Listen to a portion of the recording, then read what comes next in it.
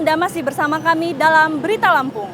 Bagi Anda yang baru bergabung, inilah Berita Lampung pilihan hari ini.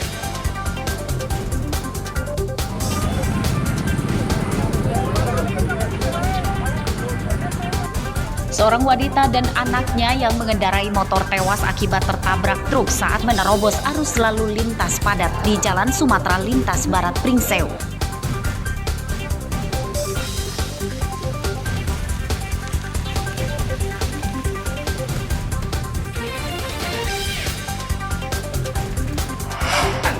Masuk.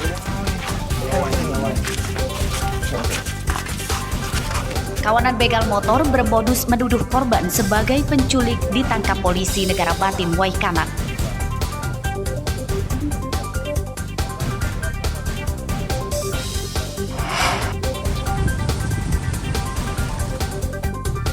Petani di Rawapitu Tulang Bawang mengeluh kelangkaan pupuk bersubsidi.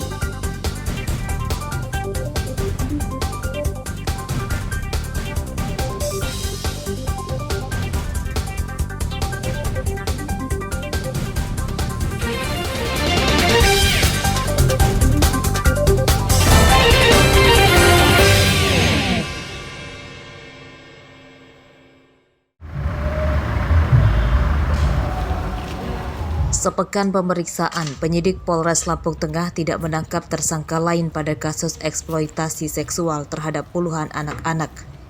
RB adalah tersangka tunggal pada kasus itu. Polisi menjerat RB dengan pasal ganda, yakni Undang-Undang tentang Informasi dan Transaksi Elektronik atau ITE, serta Undang-Undang tentang Pornografi. Ancaman hukumannya 12 tahun penjara. Penjara, hidup dibui. Hasil pemeriksaan polisi mengungkap RB mengidap penyimpangan seksual. Ia suka berfantasi dengan menunjukkan kemaluannya kepada anak-anak perempuan. Polisi menyebut penyimpangan seksual itu bukan bagian dari sakit kejiwaan, sehingga RB tak perlu dirawat di rumah sakit jiwa. Sejauh ini sudah kita lakukan pemeriksaan tersangka, sepertinya dia mengalami kelainan seks. Mengalami kelainan seksual. Ya, kita sudah cari korban-korban lainnya. Misalnya dengan yang serupa sudah kita buka juga posko pengaduan apabila ada korban-korban lain untuk segera melapor ke sini. Ya, tujuannya untuk mengungkap kalau memang dia ada jaringan lain. Sepekan posko pengaduan dibuka, korban eksploitasi seksual terhadap anak-anak yang resmi melapor ke polisi sebanyak 22 orang. Data guru dan lembaga perlindungan anak, jumlah korban totalnya 36 anak. Namun 22 anak saja yang melapor ke polisi. Yang di dalam grup itu totalnya sekitar 22 anak yang ada di dalam grup. Cuman setelah kami kembangkan, kami tanya-tanya ke anak-anak, totalnya itu sampai akhir 36 siswa yang menjadi korban. Tersangka RB menyasar anak-anak SD untuk melampiaskan nafsu bejatnya melalui video call seks atau VCS. Kejahatan Robiansyah yakni mengajak korban melakukan panggilan video atau video call melalui WhatsApp untuk menunjukkan alat kelaminnya. Para korban juga dipaksa untuk menunjukkan alat kelamin mereka. Haris Susanto melaporkan dari Lampung Tengah.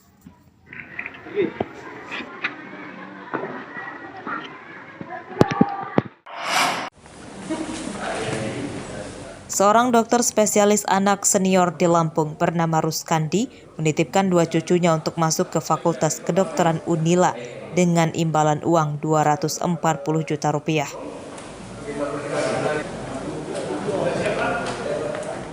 Fakta itu terungkap dalam sidang lanjutan kasus suap penerimaan mahasiswa baru Unila Selasa siang di Pengadilan Negeri Tanjung Karang, Bandar Lampung. Selain Ruskandi, Jaksa KPK menghadirkan saksi Tugiono selaku dosen di Unila. Ruskandi meminta bantuan dan menyerahkan uang pelicin itu kepada Budi Sutowo selaku kepala biro di Unila.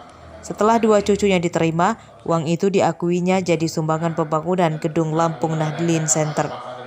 Kenalnya baru kapan? Kenalnya karena waktu saya mau menyumbang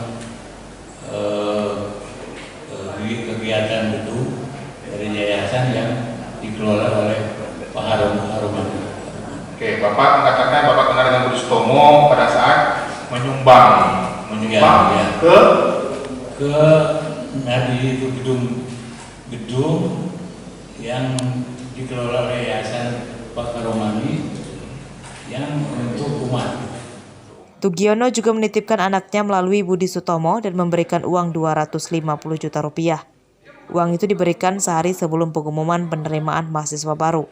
Tugiono mendapat peringatan jika tidak membayar uang pelicin, maka anaknya tidak diloloskan masuk Fakultas Kedokteran. Iya, waktu pengumuman itu sehari sebelumnya dia nelpon saya. Oke. Pak, ini putrinya lulus passing grade, sehingga bisa dibantu dan dananya harus sekarang juga, kalau enggak bisa akan dianulir. Oke. Itu intinya. Berapa Pak? Di mana Pak transferkan uangnya? Ke ruangannya Pak Budi. Di ruang Pak Budi, ruang kerjanya di Unila ya. 3 terdakwa ex-rektor Unila Karomani, mantan wakil rektor Heriandi, dan mantan ketua Senat M. Basri turut dihadirkan dalam sidang. Sidang akan dilanjutkan Selasa pekan depan, masih dengan agenda mendengarkan saksi-saksi. Arsadi Saputra melaporkan dari Bandar Lampung. A'udzu billahi minasyaitonir rajim. Bismillahirrahmanirrahim. Inilah puncak dari semua tahapan kompetisi membaca Al-Quran. Babak Grand Final Korek Cilik Indonesia. Assalamualaikum warahmatullahi wabarakatuh. Korek Cilik Indonesia hadir lagi nih di Ajwa TV. Ya betul. Yuk teman-teman yang usianya 14 tahun ikut lomba membaca Al-Quran Korek Cilik Indonesia. Kirimkan video mengaji teman-teman ya ke email korekcilik2023@gmail.com. Kita tunggu video mengaji teman-teman sampai tanggal 28 Februari 2023 ya. Wassalamualaikum warahmatullahi wabarakatuh.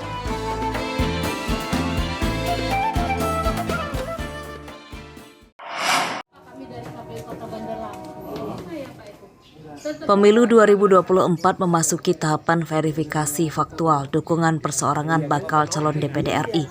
Selasa siang, tim verifikasi dari KPU Bandar Lampung mendatangi alamat pendukung 12 bakal calon DPD yang telah mendaftar.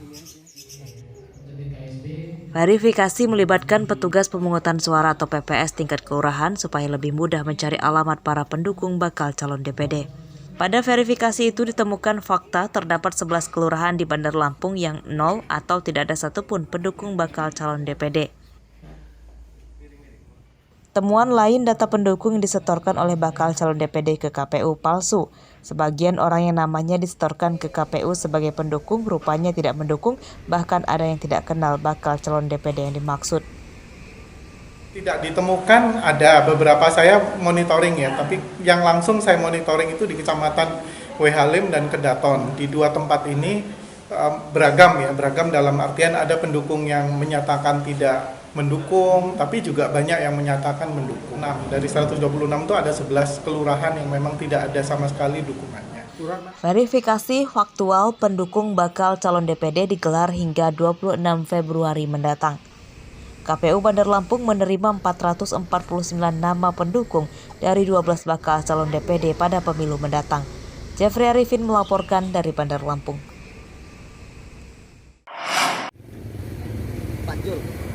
Masih informasi dari seputar pemilu, daerah pemilihan atau dapil di Lampung Utara untuk pemilu legislatif 2024 mendatang, ditambah 3 dapil dari 4 jadi 7 dapil.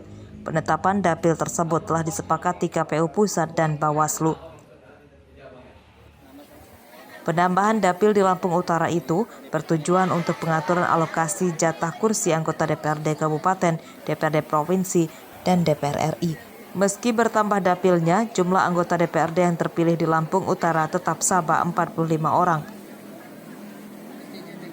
Dapil 1 meliputi Kecamatan Kota Bumi dan Kota Bumi Utara dengan jatah 6 kursi.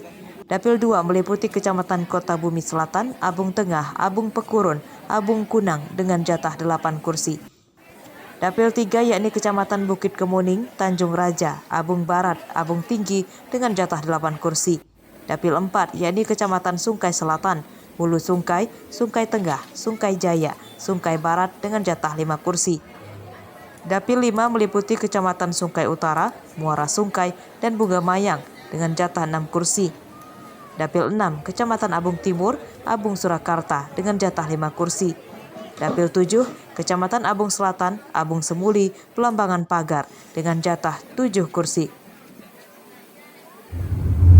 Rancangan pertama itu 4 dapil, rancangan kedua itu 4 dapil, rancangan 3 itu 7 dapil.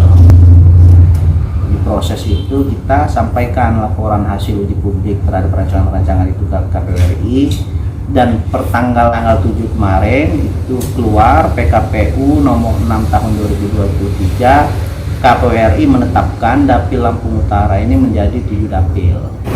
KPUD Lampung Utara belum menetapkan daftar pemilih tetap atau DPT pemilu 2024. Data di Sdukcapil yang diterima KPU, populasi di Lampung Utara pada tahun ini 652.623 jiwa. Ardi Yohaba melaporkan dari Lampung Utara.